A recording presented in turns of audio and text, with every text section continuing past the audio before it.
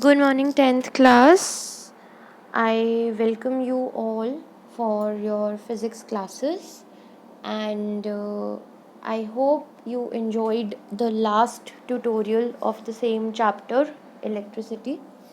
This is the second tutorial of the chapter electricity, and in this tutorial we are going to finish up with what is electric current and what is potential difference.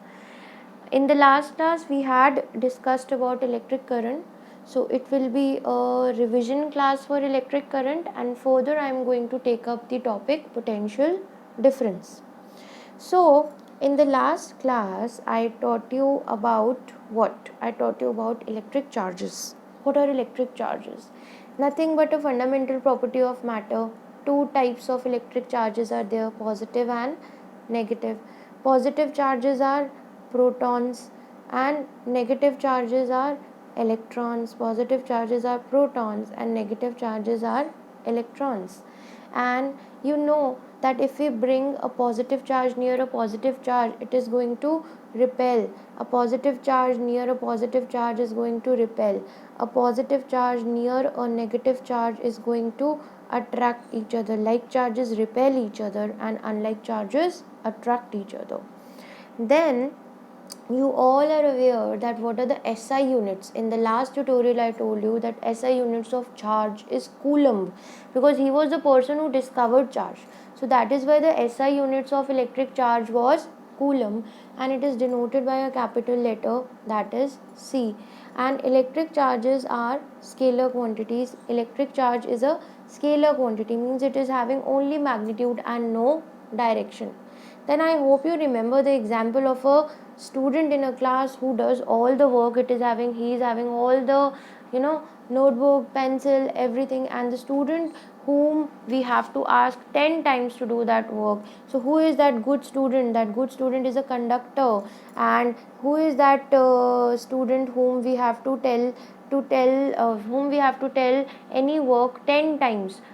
That student is an insulator. So what is a conductor? The conductor is that substance which allows the electric charge to flow through them very easily, okay, because it is having large number of free electrons. And insulator are those which do not allow the electric charges to flow through them, because they are not having free electrons which allow the electric charges to flow through them.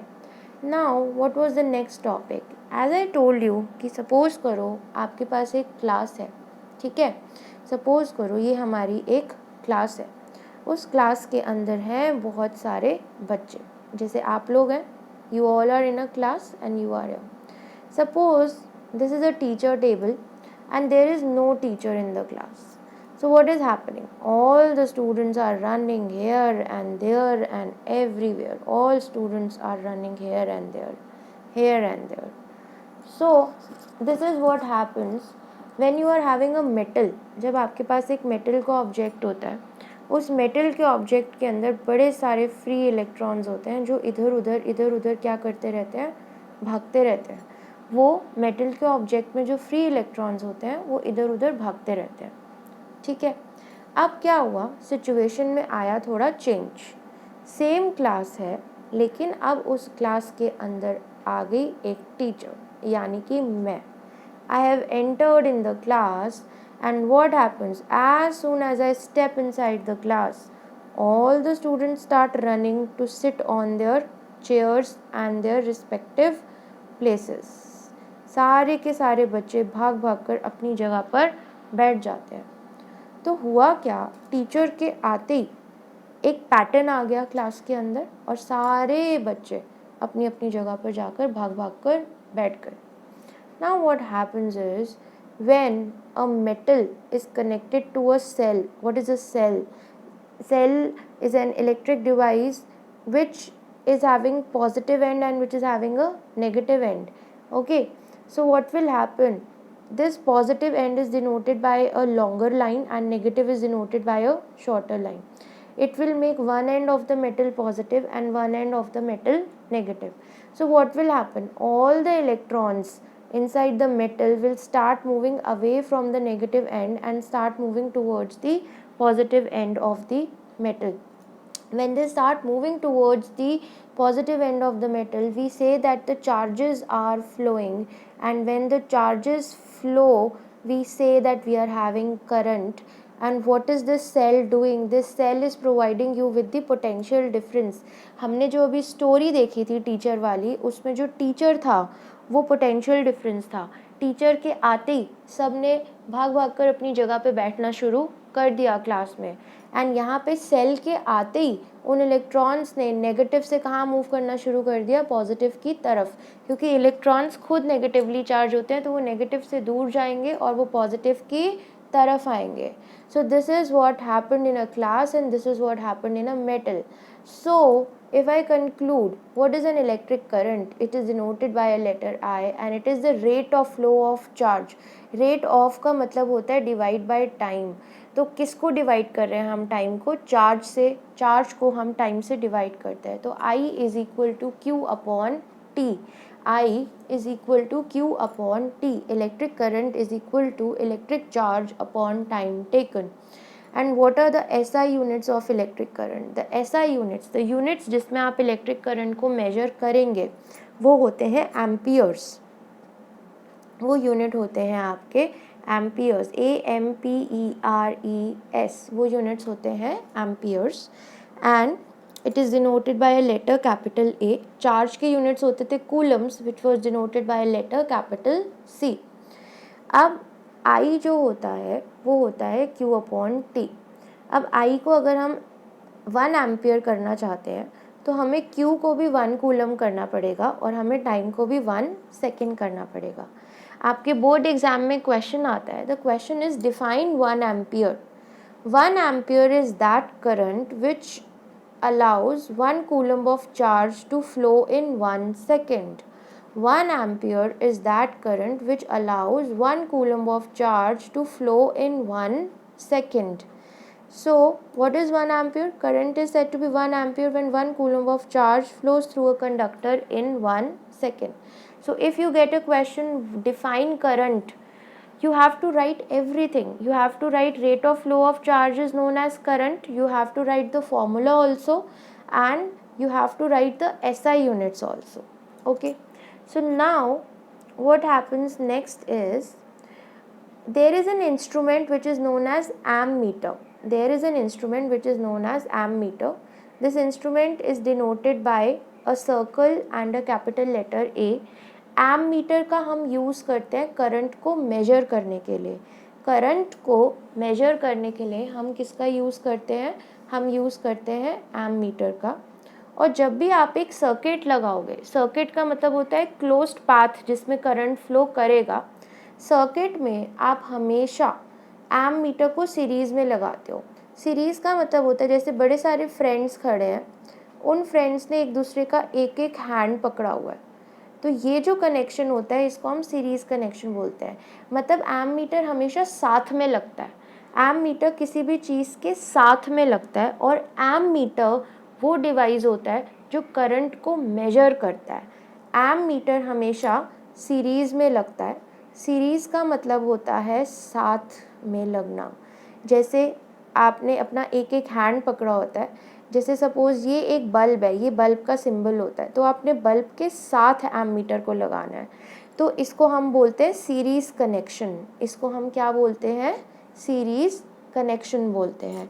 I repeat, current को major करता है ammeter, और ammeter को हम हमेशा किस में लगाते हैं? सीरीज़ में. बिफोर आई प्रोसीड फर्दर, मैं आपको थोड़ा सा बता दूं कि ये होता है इलेक्ट्रिक बल्ब का सिंबल होता है. This is the symbol of an electric bulb. This is a cell जिसका जो लंबा लाइन है that is positive and the smaller line is negative. And जब आप एक से ज़्यादा सेल लगा देते हो तो उसको हम बोलते हैं battery. This is electric bulb, this is cell, and this is battery. Electric bulb, cell and battery. और अभी अभी आपने क्या सीखा? अभी अभी आपने सीखा एममीटर, वो डिवाइस जो करंट को मेजर करता है. अब सपोज़ करो आपके पास एक सर्किट है, उस सर्किट में आपने एक बल्ब लगाया, उस बल्ब के साथ आपने एक बैटरी लगाई, क्योंकि आपको पता है टीचर नहीं होगा तो क्लास में बच्चे नहीं बैठेंगे. सर्किट में अगर बैटरी या सेल नहीं होगा तो कोई सर्किट वर्क नहीं करेगा, क्योंकि सेल और बैटरी के बिना कोई भी चीज़ को आप टर्न ऑन नहीं कर सकते हो। और फिर हमें एक स्विच भी चाहिए। स्विच का सिंबल होता है, एक डॉट बना देते हैं, एक ब्रैकेट के अंदर जब आप एक डॉट बना देते हो तो इसका मतलब है आपने स्विच ऑन कर दिया है। जब आप ब्रैकेट को सिर्फ ऐसे करके छोड़ देते हो तो इसका मतलब वो स्विच ऑफ है। This is an off switch, this is on switch. इसका मतलब हो गया स्विच ऑन हो गया और इसका मतलब होता है स्विच का ऑफ होना। अब आप ये सर्किट को अगर कंप्लीट करो, सपोज़ आपके पास एक बल्ब है, उसके सीरीज़ में आपने एक एमीटर भी लगा दिया, क्योंकि एमीटर हमेशा साथ में लगता है। फिर आपने एक स्विच लगा दिया, ठीक है, ताकि मैं अपनी मर्ज़ी से इस बल्ब को टर्न ऑन या टर्न ऑफ कर सकूं। फिर मैंने लगा दिया एक बैटरी और मैंने इस सर्किट को कंप्लीट कर दिया। वायर्स की हेल्प से मैंने इस सर्किट को कंप्लीट कर दिया। जैसे ही मैं स्विच को ऑन करूँगी, ये बैटरी की वजह से ये बल्ब जो है ये लाइट हो जाएगा, मीन्स इसमें से लाइट आनी स्टार्ट हो जाएगी। अब क्वेश्चन ये अराइज करता है कि आप करंट की डायरेक्शन को कहाँ बनाओगे। अभी अभी आपने देखा इलेक्ट्रॉन कहाँ भाग रहे थे, नेगेटिव टू पॉजिटिव भाग रहे थे, लेकिन you will always make the direction of current opposite to that. आप कभी भी फिजिक्स में किसी भी चीज़ को नेगेटिव चार्ज के अकॉर्डिंग नहीं लेते हो। तो अगर इलेक्ट्रॉन जो कि नेगेटिवली चार्ज है वो नेगेटिव टू पॉजिटिव फ्लो कर रहा है, तो करंट की डायरेक्शन उसकी ऑपोजिट होती है, that is positive to negative. Current की डायरेक्शन सर्किट में हमेशा कहाँ से शुरू होती है, बैटरी के पॉजिटिव एंड से बैटरी के नेगेटिव एंड तक आप करंट की डायरेक्शन बनाते हैं, और इस डायरेक्शन को हम बोलते हैं conventional direction of current. Conventional का मतलब होता है जिसको पूरी दुनिया में फॉलो किया जाता है, उसको हम बोलते हैं कन्वेंशनल डायरेक्शन ऑफ करंट। ठीक है, आपने देखा कि इलेक्ट्रॉन नेगेटिव टू पॉजिटिव जा रहे थे, तो electronic direction negative to positive थी, लेकिन फिज़िक्स के जो रूल्स होते हैं उनके अकॉर्डिंग हम कभी भी इलेक्ट्रॉनिक डायरेक्शन को कंसिडर नहीं करते हैं, हम हमेशा उसकी अपोजिट डायरेक्शन को कंसिडर करते हैं। तो उसकी अपोजिट डायरेक्शन क्या हुई, फ्रॉम पॉजिटिव टू नेगेटिव। सो जब भी आप कोई सर्किट डायग्राम बनाओगे तो आप करंट की डायरेक्शन कहाँ से कहाँ तक दिखाएंगे, आप करंट की डायरेक्शन दिखाएंगे बैटरी के पॉजिटिव टर्मिनल से निकलता हुआ और बैटरी के नेगेटिव टर्मिनल में वापस आता हुआ। ये आपकी करंट की डायरेक्शन होगी। अब क्वेश्चन ये अराइज करता है सबके दिमाग में कि मैम अगर करंट के पास डायरेक्शन है तो फिर वो एक स्केलर क्वांटिटी क्यों है। एक्चुअली में जो हमने ये डायरेक्शन अभी डिस्कस की फ्रॉम पॉजिटिव टू नेगेटिव, ये एक्चुअली में हमें ये नहीं बता रही कि रास्ते में इलेक्ट्रॉन्स कैसे फ़्लो कर रहे हैं। ये हमें सिर्फ इतना बता रही है कि करंट पॉजिटिव से शुरू हुआ और नेगेटिव पे आकर ख़त्म हो गया। तो it is not actually the direction, it is just telling us the starting and the ending point.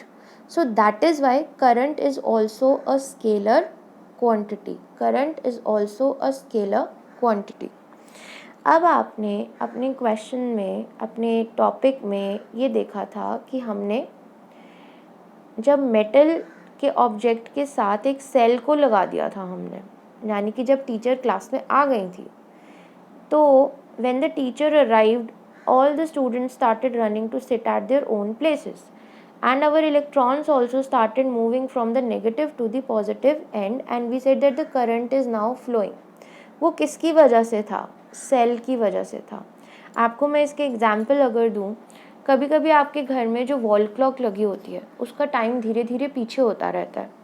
क्यों, आप कहते हो इसका सेल ख़त्म हो गया। सेल ख़त्म होने का मतलब क्या होता है, ये जो पॉजिटिव और नेगेटिव के बीच का डिफरेंस होता है, अगर ये कम हो जाएगा तो कम इलेक्ट्रॉन्स एक जगह से दूसरी जगह जाएंगे, तो वो जो क्लॉक है वो धीरे धीरे बंद होने लग जाएगी, तो हम कहते हैं सेल ख़त्म हो गया। तो ये सेल एक्चुअली में हमें प्रोवाइड क्या कर रहा है, ये सेल हमें डिफरेंस प्रोवाइड कर रहा है। मेटल के दोनों एंड्स के बीच में इसने एक डिफरेंस क्रिएट कर दिया पॉजिटिव और नेगेटिव का, जिसकी वजह से इलेक्ट्रॉन्स क्या करने लग गए, मूव करना स्टार्ट हो गए। हमेशा याद रखना, इलेक्ट्रॉन तो नेगेटिव टू पॉजिटिव मूव करते हैं, पर करंट की डायरेक्शन हमेशा क्या होती है, पॉजिटिव टू नेगेटिव होती है करंट की direction. So now what is potential difference? Potential difference is denoted by letter V. It is the work done, आप कितना काम करते हो पर यूनिट चार्ज, एक चार्ज को एक जगह से दूसरी जगह ले जाने के लिए। So what is potential difference? Potential difference is denoted by letter V and it is the work done per unit charge transferred from one point to another. Potential difference is denoted by letter V and it is W upon Q. And the SI units of potential difference is volts. The SI units of potential difference is volts. उसको भी हम capital V से ही denote करते हैं, उसको भी हम capital V से ही डिनोट करते हैं। ये भी एक स्केलर क्वांटिटी है। जैसे आपने 1 एम्पियर डिफाइन किया था, वैसे ही आप क्या डिफाइन करोगे, 1 वोल्ट डिफाइन करोगे। अब V होता है W upon Q। V 1 volt कब होगा, जब 1 जूल वर्क डन होगा और 1 कूलम्ब ऑफ चार्ज ट्रांसफ़र होगा। जब कोई चीज़ न्यूमरेटर और डिनोमिनेटर के फॉर्म में होती है, वो 1 कब होती है, जब उसकी वैल्यू सेम हो जाती है। तो जब आप 1 जूल ऑफ वर्क करेंगे to move a charge of 1 coulomb, तो आपका पोटेंशियल डिफरेंस कितना हो जाएगा, 1 वोल्ट हो जाएगा। तब आपका पोटेंशियल डिफरेंस कितना हो जाएगा, 1 वोल्ट हो जाएगा। देन जिस तरीके से एम मीटर से आप करंट मेजर करते थे, उसी तरीके से वोल्ट मीटर से आप पोटेंशियल डिफरेंस मेजर करते हो। एम मीटर को हम कैसे लगाते थे, साथ साथ, जैसे किसी ने अपना एक एक हैंड पकड़ा हो और वो एक चेन के फॉर्म में खड़े हो, ठीक है। जैसे ये एक बल्ब है तो बल्ब के साथ एम मीटर लगता है। अब क्वेश्चन आता है वोल्ट मीटर कैसे लगता है। वोल्ट मीटर ऐसे लगता है जैसे दो बच्चे एक दूसरे के सामने खड़े हैं और उन दोनों ने एक दूसरे का हैंड पकड़ा हुआ है। तो वोल्ट मीटर को हम ऐसे लगाते हैं आमने सामने। जैसे सपोज एक बल्ब है तो आप बल्ब के सामने वोल्ट मीटर को कनेक्ट करोगे। इस कनेक्शन को हम बोलते हैं पैरेलल कनेक्शन। इस कनेक्शन को हम क्या बोलते हैं, parallel connection. This connection is known as parallel connection. Voltmeter is always connected in parallel and ammeter is always connected in series. Okay, voltmeter is always connected in parallel and ammeter is always connected in series. Now I end this tutorial number 2 of the same chapter, electricity. In the next tutorial, I will be taking the revision of these two topics, current and potential difference, along with very easy numericals. Thank you so much.